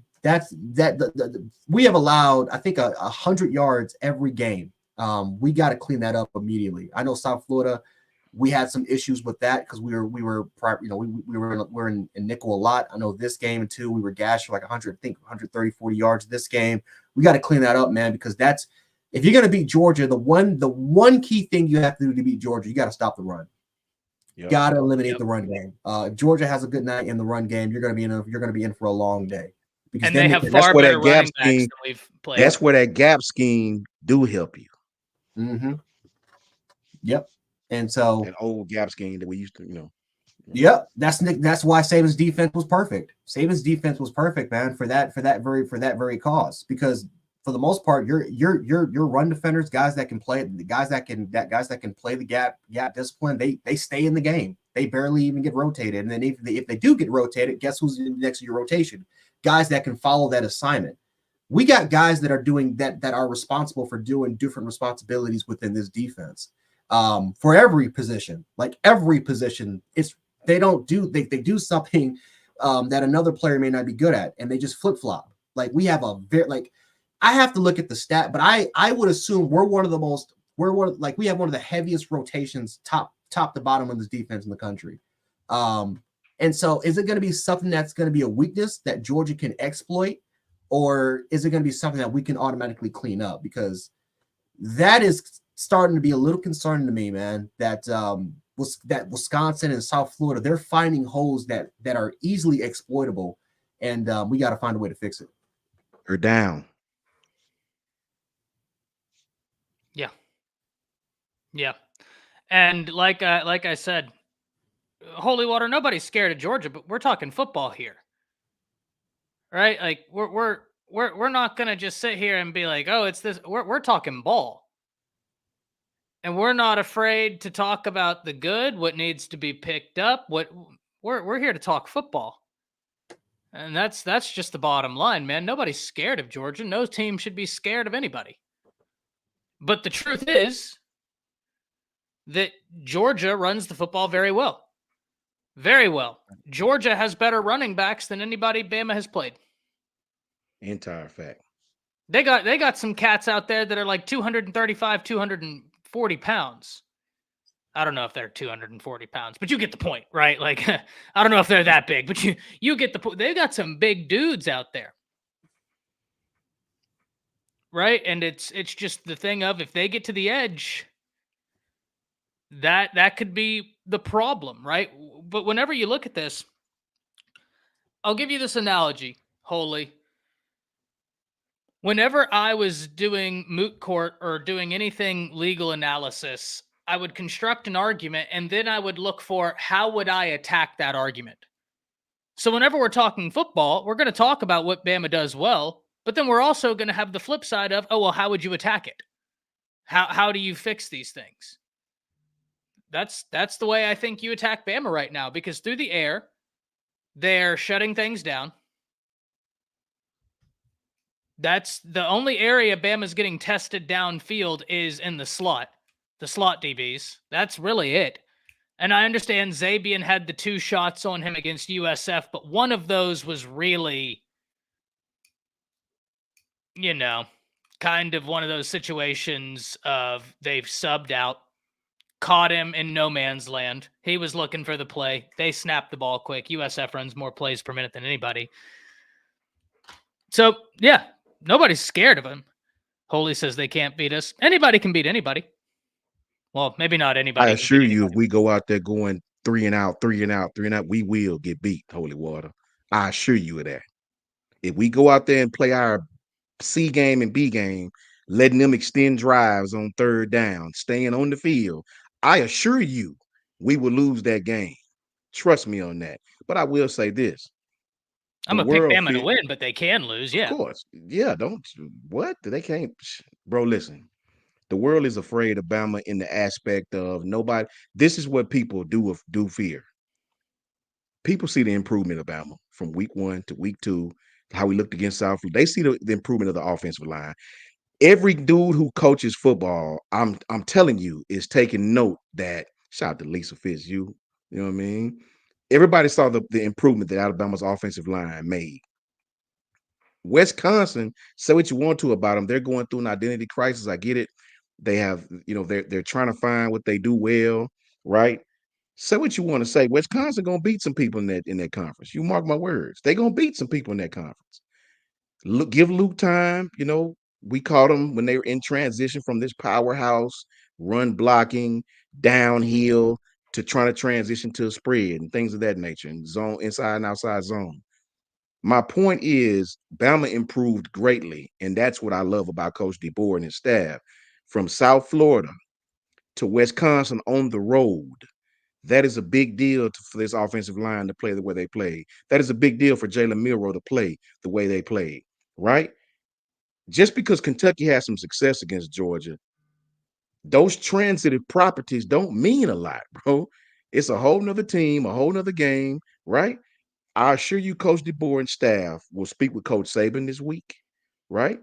And we're going to try to do some of the things we've been doing to Georgia. Georgia's going to do the same thing they've been doing. They're going to try to pound you. They're going to try to make you adjust to them, commit resources to the box, and then hit you with Carson Beck. Let him stay on his square, hit you with inside routes. They'll go down the field on you. Our secondary will be tested, right? And at the end of the day, getting off the field on 3rd down. That is the key to beating Georgia. Every other year we've played these guys, we got off the field on 3rd down. That put pressure on their offense, right? Make them have to throw the ball and do things of that nature. Got pressure on Carson Beck. We can't allow them to extend drives the way we've done Western Kentucky, the way we've done South Florida, the way we did Wisconsin at times. 3rd down is the key, man, right? This ain't check. It's not chess. It's checkers, right? And I say that correctly. It's not chess. It's not overthinking it. You got to get off the field on Georgia. If this was Tennessee, I could understand your point. Up tempo, go fast, blah, blah, blah. Georgia want to create this phone booth, and they want to play with comfortability. They want to run the ball on you, play sound defense on you, and take away your best option. That's what they're gonna do. That's what they've done since Kirby's been there, right? But you cannot allow this team to drive the ball down the field. 3rd and 4, 1st down. 3rd and 6, 1st down. 3rd and long, 1st down. You can't do that, or I assure you we'll be in some trouble. 100%. In college football, it's one of those games, right? I mean, it's a good team. Now, like I said, Tim Lovett. Shout out to Tim Lovett. True facts, Tim. Yeah, no, and Tim, against we talked about this after Western Kentucky, and we saw a bit more of it against Wisconsin, but against Georgia, I have a feeling you're going to see a lot more. Right now, you've seen a lot of bandit, defensive tackle, or nose tackle, wolf, right, in terms of the schematic. I think against Georgia, you're going to see a more traditional bandit, defensive tackle, nose tackle, wolf, right? To keep that beef on the interior. That way your exterior guys don't feel like they have to crash and you can actually set the edge, right? Like, that's my opinion. That's what I would like to see. I'm also not a coach, but trust and believe. Nobody here is saying Bama is scared of Georgia or that Bama can't beat Georgia. Bama can beat anybody. But Georgia's one of those teams where, listen, they can beat anybody as well. There are some damn good teams in college football. That's what we're here to talk about. Brinsky, talk to me about Bama's defense. You talking about going into the Georgia game? No, just Wisconsin. Oh, okay. Yeah, man. That's what I said. It's always just been the secondary for me ever since we lost all those guys. That's all I can think about. It's not about talent. It's just about how young they are and inexperienced, not in big games. That's why I wish we kept like the Trey Amoses. We would have kept Caleb Downs. Like just certain guys I wish we kept, and I would feel more comfortable on the back end because you can see that basically every week since the season started, everybody's been trying us downfield. Not saying they wouldn't try anybody else downfield, but it just seemed like they're going towards those young guys. And that's where I know the more experienced teams like the Georgias and the Tennessees are going to do when we play them. And maybe even Oklahoma, depending on how Jackson Arnold play around that time. But linebacker, our front seven is amazing. Like you said, we need to work on them perimeter runs. I'm so spoiled how Nick Saban had the defense for all those years. When it was like if somebody gave up 100 yards in a game, it was almost like we lost somebody that day, like a family member. Like what is going on? It was like a bad day for us. We was like, oh, you barely getting 50 yards, 60 yards, or whatnot. The only way you'll get 100 yards if you just break one. That's the only way, because we had that taken care of. Now we had a running quarterback, different story, but overall, I think we're good. Like I said, them boys playing lights out on that linebacker Deontay Lawson and Campbell. They are just playing, especially Campbell, looking like first team all SEC, maybe consensus all American first team, because oh my God, he is just playing out of his mind right now. And I expect him to do that in the Georgia game. We have to be aware of Carson Beck running just a little bit. Like we know he's not like any of the other quarterbacks that we've seen so far, but he can move just a little bit just to get those like third and fours and all that. They just got to be very aware, because he couldn't take off just to get them little yardage. Got to be very, very aware of that. Definitely got to. I pray that we have at least 4 linemen down there. I'm just not used to them 3 linemen down there. But like you said, we're expecting more traditional linemen down there. So we'll see. I can't wait to see. Hopefully all the guys are healthy, especially Quay Russo. I'm still trying to figure out is Keon Keeley all right? When is he going to play? But if not, if we don't see him, I know he's just getting better every day. I just want to see him play bad because I know he's a dog. But if he still need to be in the lab a little more, I'm not worried about that. I know we're going to get the best out of him when he touched the field. So whenever his opportunity comes, he's going to show out. So I'm loving the defense right now. Just got to work on that back end. Yeah. I got a question for y'all, Ty, if I can. Absolutely. For the panel and the chat, because I've seen it several times. They saying Georgia's not. My question is this: when has Georgia ever been explosive? Even when they had Pickens and the little short quarterback, when have they ever been explosive, like really explosive? Georgians don't. That's just not what they do. They don't do explosion. They want the game to be a grind. Georgia's not explosive. They've never been explosive. Georgia won a lot. They're perfectly fine getting 4 yards every time they touch the ball, right? What's Until 4 they times lower 3, you. Coach? Exactly. You know what I'm saying? First down. First down. They're not explosive. They've never been explosive. I don't know what we're talking about. Listen, Georgia's perfectly fine with running the ball, picking up 5 yards, picking up 4 yards, picking up 3 yards. And as soon as you commit resources to stop that nagging offense, they're gonna throw it over your head. So Georgia's never been spread you out, hit you with 50-yard bombs. They can do it. They've done it here and there. That's not their game, guys. Georgia is a boa constrictor. They want everything played chain to chain. That's it. That's it. And if they can do that, then you're playing their game. Yep. That's just a whole fact. Well, Coach, what do I always call Georgia's offense? I always call it an assembly line offense. It's a fact. Because that's what I think about when I think of Georgia's offense. Is it efficient? Yeah. But it's not Steve Sarkisian, Kalen DeBoer, Lincoln Riley, Josh Heupel, right? It's not that. But not everything has to be that, right? Georgia is just one of those teams where they just want to lean on you. That's it. They want to lean on you. Okay, Jance, you're going to appreciate this a lot. We talked a little bit about a UFC analogy earlier. Now I'm going to give you a boxing one. When Deontay Wilder fought Tyson Fury the second time, what did Tyson Fury do? He bulked all the way up, he was about 15, 20 pounds heavier than the first time, and he leaned on him.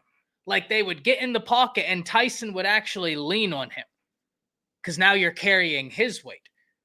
If you're asking who's the bigger highlight reel boxer, Deontay Wilder sent people to another universe when he hits you. But styles make fights. And right now, Georgia's that team that just leans on you.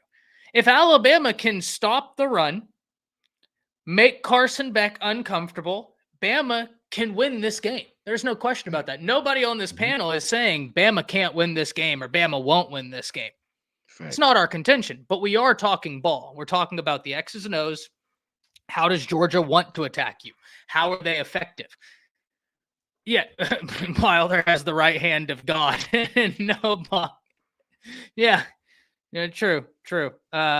Yeah, man, but he has no boxing skills. I mean, literally, his jab is one of the worst jabs I've ever seen. He literally just has power on both hands, and he just swings without any. He just swings, especially when he's swinging wildly. It just looks like, oh my god! But if it connect, it's how it's crazy because he rarely sets his feet when he's throwing punches. He swings, and it's like how he's able to generate power from that is like it's insane how much power he generates. By just swinging, by just not even following fundamentals. It's insane. But yeah, you're right. I mean, Wilder, man, 212. Fury got the 289 and just leaned on him. Now he tried to do that with Usyk, got his ass beat, but against a fighter like Wilder, who your best asset's your power, he took away power, took away the stamina. And I'm not saying Bama's Wilder. Bama's more akin to an Usyk, where it's like, okay, I can do a lot of different things, right? But Pastor B, great question right here. He said, so what does UGA have to be afraid of with us? What Georgia has to respect for Alabama is a few things. One, if I'm Georgia, I want to keep Jalen in the pocket because the second he escapes the pocket, you have issues, a lot of them. And we've already seen 2 different plays this year, Pastor, that make me convinced that DeBoer is still slow rolling out the offense, and we're going to see a lot more of it against Georgia. One of them was this past weekend where he hit that pass to Jeremy Bernard as he was flowing to the right. Beautiful pass, Bernard, big gain. The other one was game 1 against Western Kentucky. Kind of the same concept, except instead of hitting a guy in the middle of the field, he hit Caleb Odom for the first down. All of the movement, the pinning, the pulling, the RPO, that's something Georgia has to really account for. Because if not, if one guy gets out of position, that's where Jalen's going to hurt you. And we've already seen this year, Pastor, Jalen far more effective at utilizing his legs, not only as a weapon in the running game, but as an extension of the passing game. Think back to that first touchdown with Kendrick Law against Western Kentucky. Jalen started running. Everybody said, oh, crap, here he goes. We got to stop him. And he just, as calmly as you would like, went, boop. He did the same thing with Kobe Prentice as well. So that's something where if you're Georgia, you have to do everything in your power to keep him in the pocket. Now, the problem after that comes with, are you pooling so many resources to that you are allowing one-on-ones in the back end? And if you're allowing one-on-ones in the back end, can you get over top of these wide receivers? Because if Bama starts hitting deep shots, it's going to be tough for anybody in the nation to play with Bama if Bama's completing their deep shots because they're so explosive. Then all of a sudden, you can't pull so many resources to stop Jalen. Now you have to get lighter in the box to account for the secondary. There's a lot Georgia has to respect for Alabama. Coach, am I missing anything? I mean, I know I am, but go ahead, take over. Nah, you spot on, man. I mean, the great elixir is Jalen Milroe, man. Every defensive coach in the world hate quarterbacks like that. Coach Jay, Brinsky, Ty, we all know this. And Lynn makes a great point. I think that is a great point. Mike Bobo is not Todd Monken. No. He's understand what I'm solid, but he's saying? not Monken. He's solid, but he's definitely not Monken. Milroe, it's like I said, man. Coach Smart said, you can have the great defense, the best chalked up defense. Jalen is a different breed, man, right? And if Jalen pop a run, even one or two runs, you have to adjust for that on the defensive side of the ball. If I'm going against you, Coach Jay on defense, I'm on offense, let's just say, and my quarterback catch you in man with your backs turned and Jalen pick up 8 yards. Next time he pick up 12 yards. God forbid he pick up 25, 30 yards. You have to do something. You're going to be on the sideline between series like, okay, you got to adjust to that or we'll just keep doing it. You have to adjust to that. If Jalen is using his legs, you can't account for that, man. You got to do something to stop that. Bring pressure, exotic blitzes, different things to hope Jalen don't see you, challenge our protections, things of that nature, right? So Jalen, if you can use him to get these guys off balance, right? Because Kirby gonna bring pressure. Kirby gonna play man on the back end with these young guys, with his young guys against our young receivers. He gonna make you beat him. I mean, it's nothing different, So I think no, you're not missing anything. Ty, you hit the nail right on the head. And then, Coach, the reason why I brought those two plays up, because you want to know what it highlights for me? The problem with spying Jalen Milroe if they do concepts like that. Because there were concepts of getting Milroe out of the pocket and attacking where those guys were coming up to account from his legs. So you spy him, right? Milroe starts going, your spies start moving. We've already seen multiple times this year Milroe being like, okay, you're accounting resources for me. Boop. In my opinion, that's the way that they're going to look to attack Georgia. Even when they go deep, they're going to try and I'm not saying they're going to abandon their identity. They are going to make Georgia pay for trying to spy Milroe, and we've already seen some of these concepts. So this is exactly what we were talking about. Georgia is a darn good team. I'm not writing them off after the Kentucky game just because of history. Kentucky always plays them close. Kentucky can be a real pain in the butt at home at Kroger Field. I know. Laugh at me all you want. It's a fact. Yeah. It's a fact. I don't like that Jordan Hare is cursed for Alabama and Georgia. James Richards, you can speak to this. I hate that New Mexico State and Cal walk into Jordan Hare and make it look like Candyland. But when Bama and Georgia go play there, it's a pain in the butt. There are some things in life that are just true. This is going to be a great game. An absolute great game. I mean, must-see TV, truly. Let's end on this one right here, gentlemen, because OU bounced back against Tulane. I know someone was giving me a little bit of flack for Tulane. Can you compare Hurts with Milroe? Jalen Hurts was a great quarterback, but Jalen Hurts wasn't hitting the deep shot at this clip.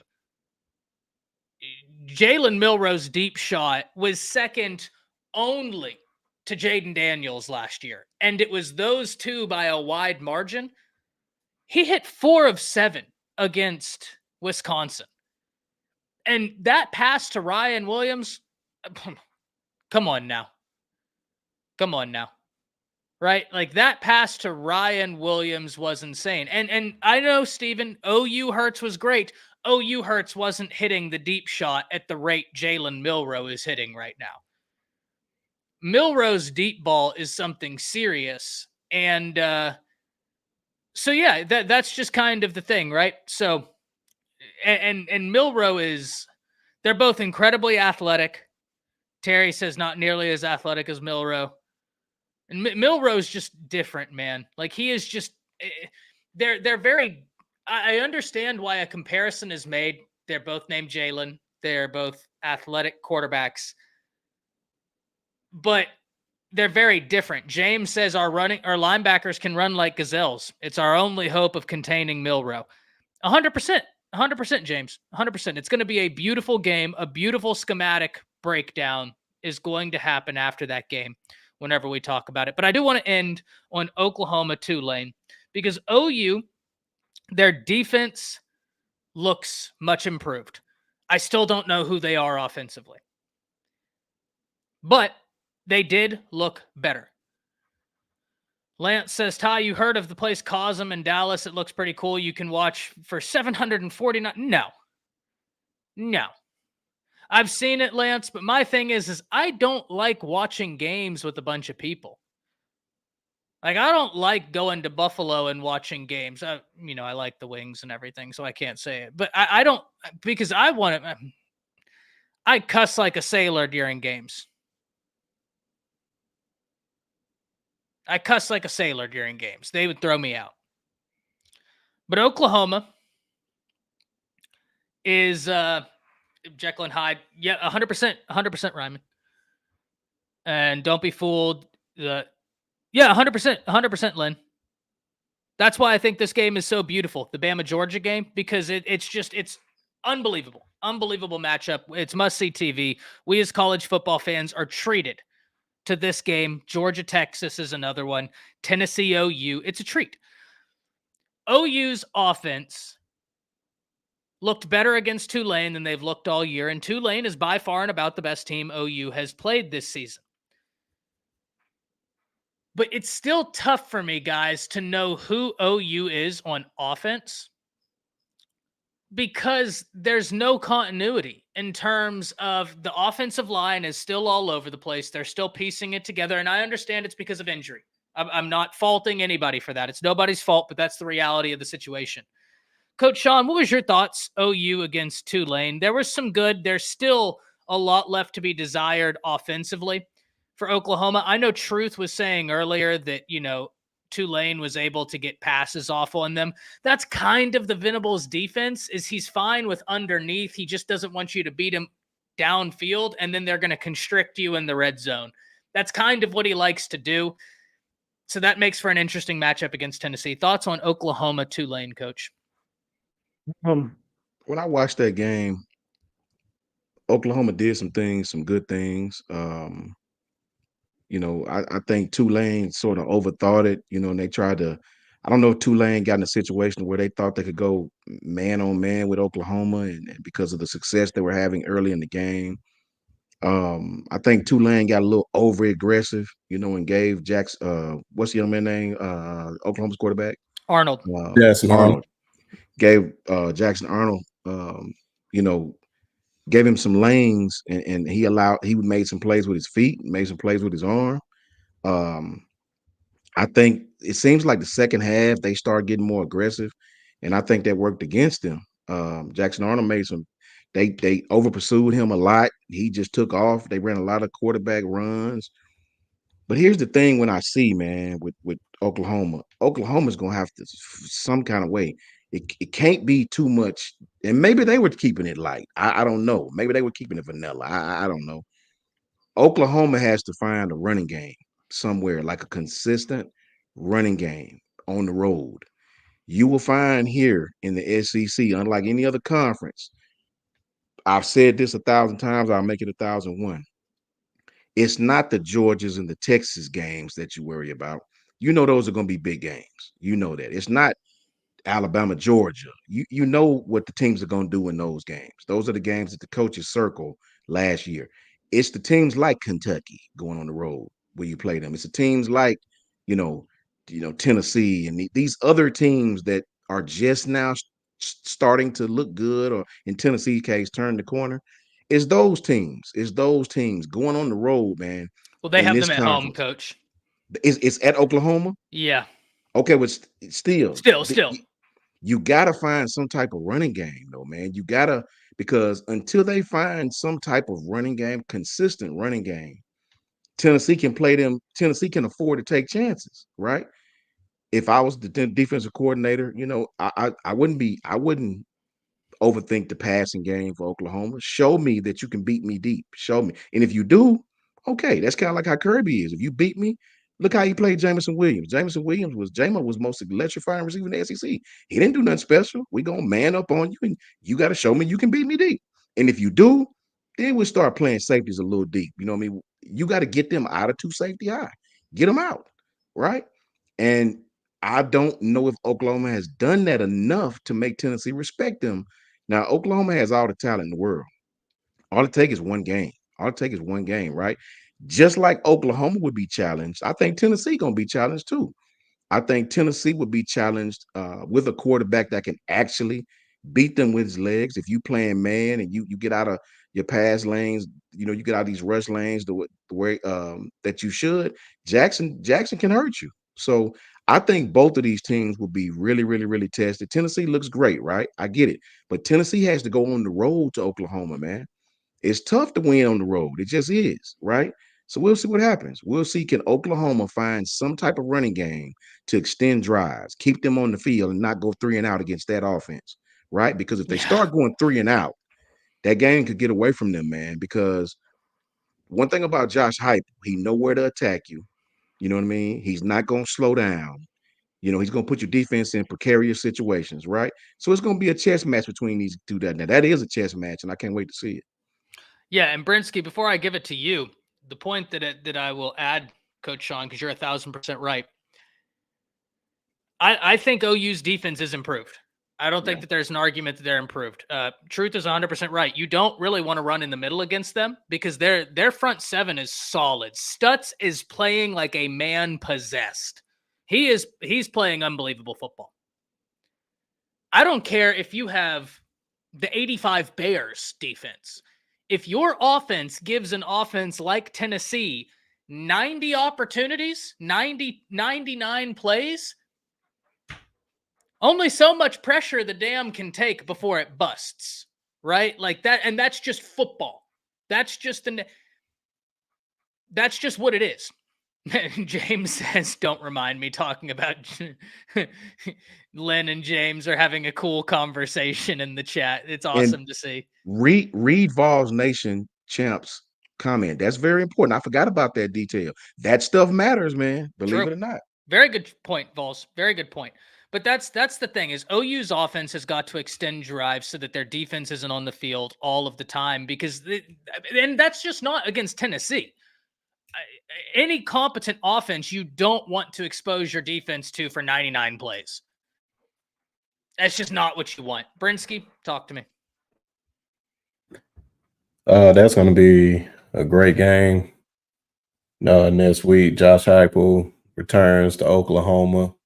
Definitely going to be a pack house. Oklahoma's going to be rocking. But this game right here is really going to test both teams.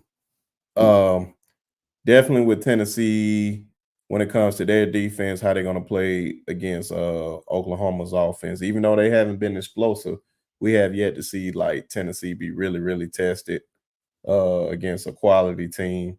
And then with Oklahoma, who has a great defense, and I believe Tennessee has a great offense, that's going to be must-see TV.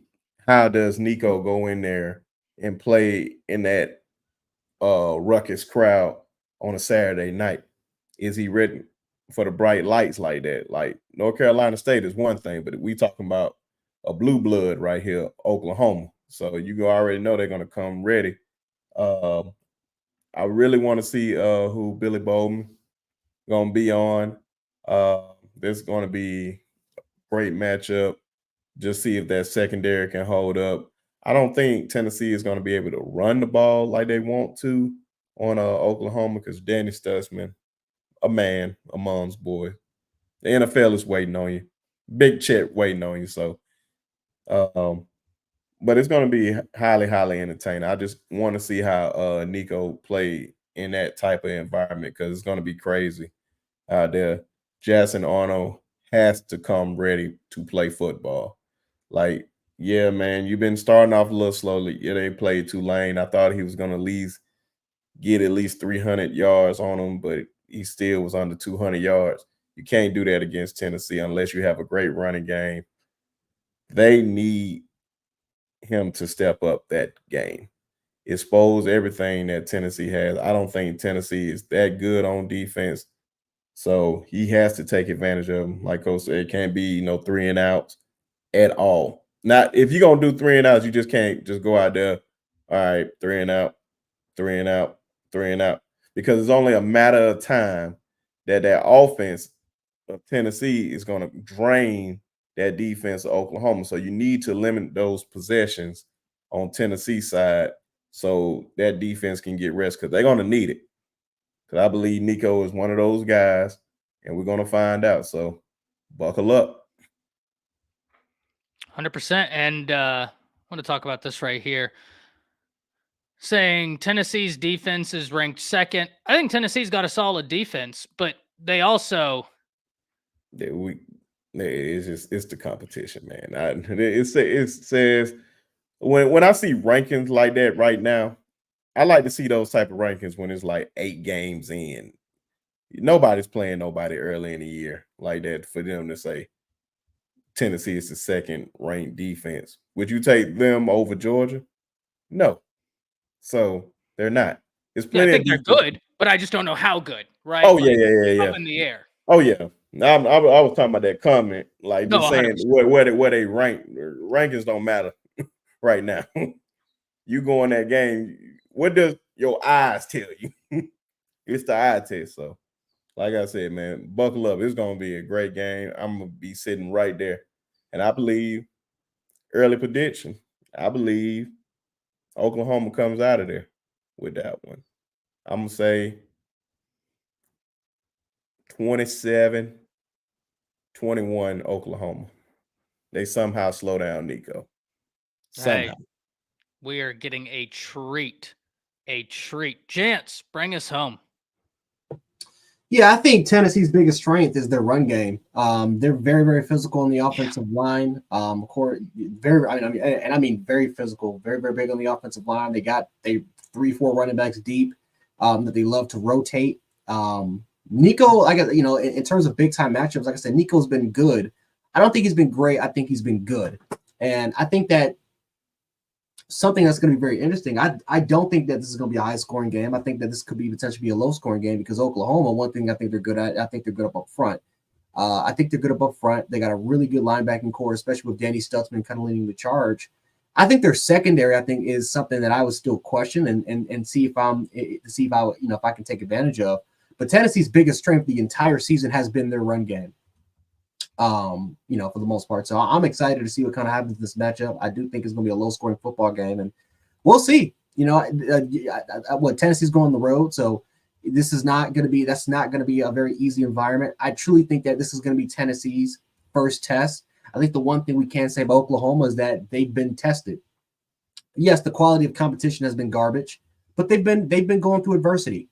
Even that Tulane game, man, where Jackson Arnold, pick 6, it was 20-25, and you're thinking to yourself, man, they're in danger.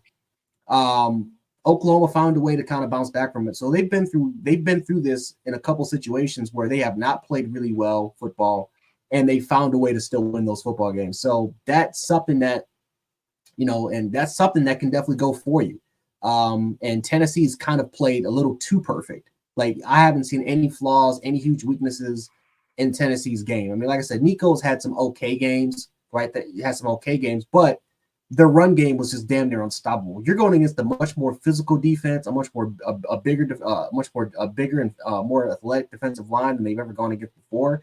So we're gonna see, man. This is gonna be Tennessee's first test, and we're gonna see if they're gonna pass this thing by flying colors. Because a lot of people are just hyping up Tennessee and Ole Miss like they're the second coming of the 2013 Denver Broncos, man. Where Peyton Manning's throwing for 5,500 yards in a season. I mean, it's just like the amount of hype that these two schools are getting is insane. But hey, I mean, like I said, if you can get through this, then yeah, a lot of people are gonna follow the hype train, and we'll see if they're if Tennessee's really that school this year. Who you got in this game, Coach Jay?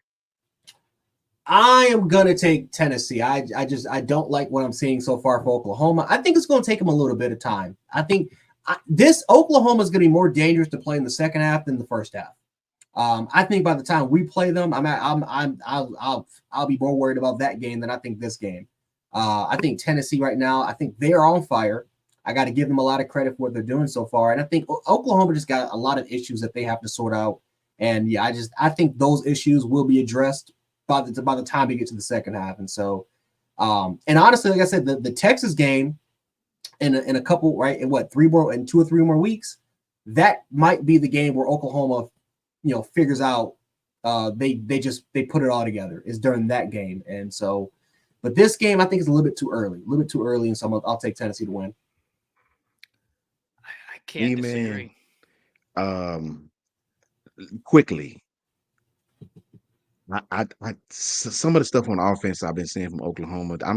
You sort of said it, hit the nail on the head, Jay. I think Oklahoma's coming around the corner, but I'm hoping at home Oklahoma play better. I'm hoping that they're that 7 to 10 points better at home, because with all love to Vols Nation champs, the Broski, I want Oklahoma to whip you. I want Oklahoma to beat you. That's just me. Respectfully, I ain't got number love for you, but I want Oklahoma to win this game. I don't know if they're going to with that running game and that offensive line of Tennessee, if that travels, but I'm hoping the crowd at Oklahoma will all go home hoarse. I'm hoping they rattle Nico. I hadn't seen him on the road yet in a real hostile environment, on the real road, not a neutral side or not a bowl game. I want to see him in a hostile environment on the road. So I'm hoping Oklahoma can make that a hostile environment.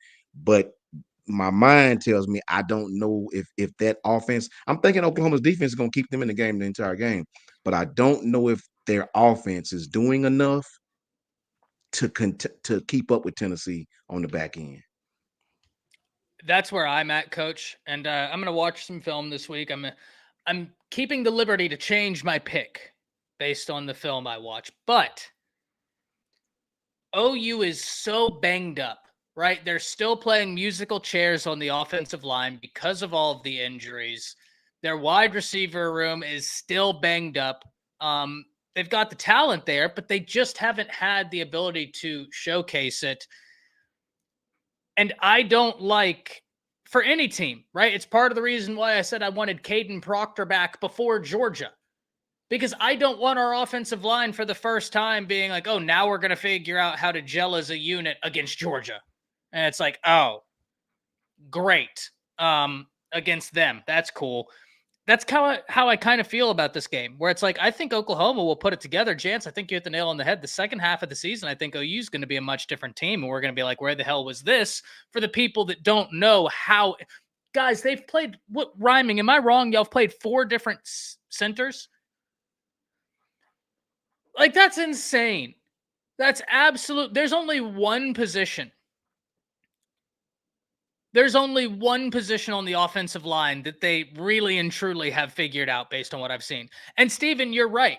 You might not be banged up anymore, but you're going in the first game of your team trying to be a cohesive unit is against by far and away the best team you've played.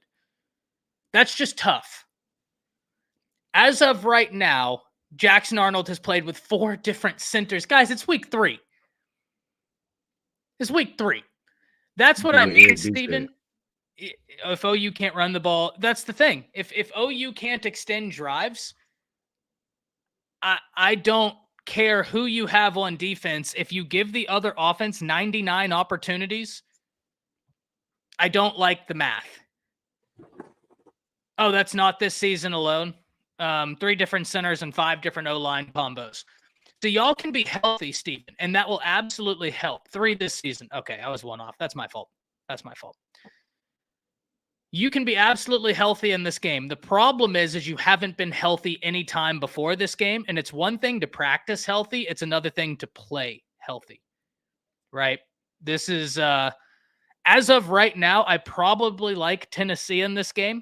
Coach Sean, I think you hit the nail on the head. I think we are going to be in for a schematic treat. Brinsky, you said this too. OU's defense versus Tennessee's offense is going to be such a thing of beauty to watch. I think OU's defense is going to keep them in the game. But it's the lack of consistent offense. And if they're not able to run the ball, that's where I'm like, man, your defense can be incredible, but you're just giving a high-powered offense so much opportunity to try and score points. So I reserve the right to change it, but early on, like I said, I haven't gone back, watched the all-22 for both teams yet. I'll be doing that this week, and I'll have a more informed take. But just based off of watching and rewatching some of the games, just broadcast view, man, it's going to be a great game either way. But I would probably favor Tennessee right now, just because of, I think they've been more consistent both sides of the ball. Less injuries, right? That's it goes without saying. So, what's my score prediction, Ty? Ooh. I don't know. I think it could be something like 24-31. Because I do think OU's defense, right? Like the way Brent Venables wants to run his defense, it's going to take, in my opinion, a bit of time for Heupel to figure it out. I think OU's defense is going to keep them in the game. It's anybody's game, but had OU's offense shown me the consistency and the health, we'd be having a different conversation. But yeah, that's just, I think it's going to be a closer game than some people expect, but that's because of Oklahoma's defense. But guys, we're approaching an hour and 51. Give your score predictions. Coach Sean, I don't know if you gave a score prediction. I know Brinsky did. You're on mute.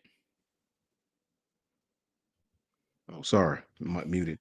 I say 34-24, Tennessee by 10, maybe.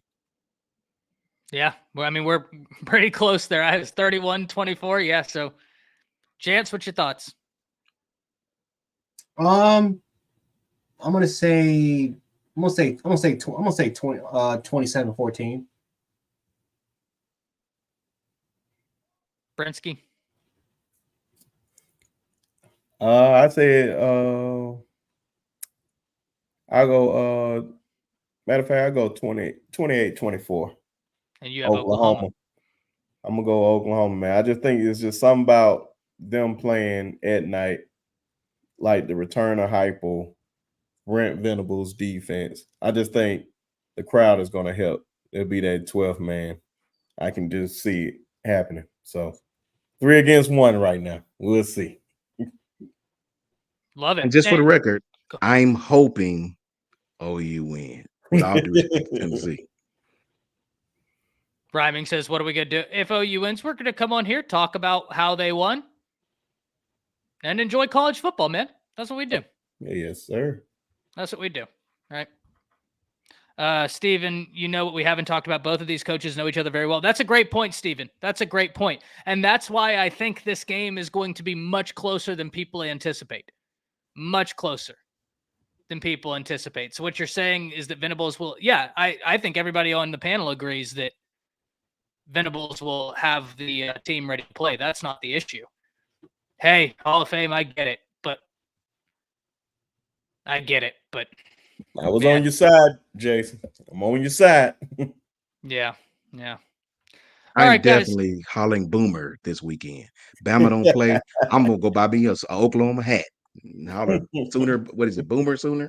Boomer Sooner. I'm hollering Boomer Sooner this weekend. And I'm going to pull out the shotgun every time they score a touchdown. Every time they throw a touchdown. There you go. Yeah. Oh, I'm like, Eric, I'm with you. I would like to see OU win. Right. But it's just so many injuries. That's really what it boils down to for me is the injuries. Injuries, lack of continuity. It's just, I think Tennessee is just hot right now. No, like Sean said, if Oklahoma wins, that's a win for me. Yes. I care less if Tennessee wins that game. Facts. Man. Yeah, exactly. I think most SEC fans want to see Tennessee lose because if Tennessee goes in there and they continue to look like Tennessee, they're gonna be. Oh my! Well, it's not even about the talking coach. It's about the rest of the SEC. They're going to be a problem. If they go in there and continue what they've been doing against a good defense, a really, really, really good defense, they're going to be a problem. And so I'd prefer to see OU win, but it is what it is. It is what it is. Guys, let's go around the table. We've been going an hour and 55 minutes. Let's tell everybody where they can find all of your great content. And we'll start with Brinsky and then reverse it. I got to keep you on your toes. Oh. Well, you guys catch me over here at the Sharpshooters Podcast. 28 subs away from 600. So definitely y'all get over here. And also a special, make sure you guys follow me on Twitter at @B_sharp. Talking all sports. So I just love sports, especially basketball and football. Two of my favorites, but basketball, my first love. Football, more and more every year. But special shout out to my wife. Today is her birthday. Dr. Sharp, I love you. She's in the other room. So shout out Dr. Sharp. Happy birthday to Dr. Sharp. Birthday. So definitely appreciate you. The baby sleeps, so we're gonna sit up here and watch TV and chill and eat devil eggs. Country boy to the food, Love it. Love it. Jance, talk to me. Jant Sports on YouTube, Jant716 on Twitter, and then Jant Sports again on TikTok. Also make sure if you guys are NFL fans, make sure to catch me on Mafia Sports Report. We'll be talking some old fashioned Bills. I don't know if any Bills fans in here, but if you want to check some of that out, and we're gonna trash talk the Jets. Make sure to follow us there. That's gonna be fun, man. So that'll be on in about 30-40 minutes. So yeah. Coach Sean. You can definitely tap in with me at JMHO Sports Talk. Just my humble opinion right here on YouTube, JMHO Sports Talk, and on Twitter. Please tap in with us all, and much love to Ty as usual. Thank you all for being on here. The show is nothing without y'all and everybody in chat. As always, I always say this, but your two most valuable assets in life are time and health, and you're spending your time with us here this evening, and that includes everybody on the panel. It's one thing for me to be up here ranting and raving, but the show is not near what it could be, especially when y'all are on here. Makes it far more special. But with that, we've had one person chomping at the bit to get a word in. I mean, just absolutely going berserk in the background. That's the fifth member. The spinning wheel of doom. And it spins.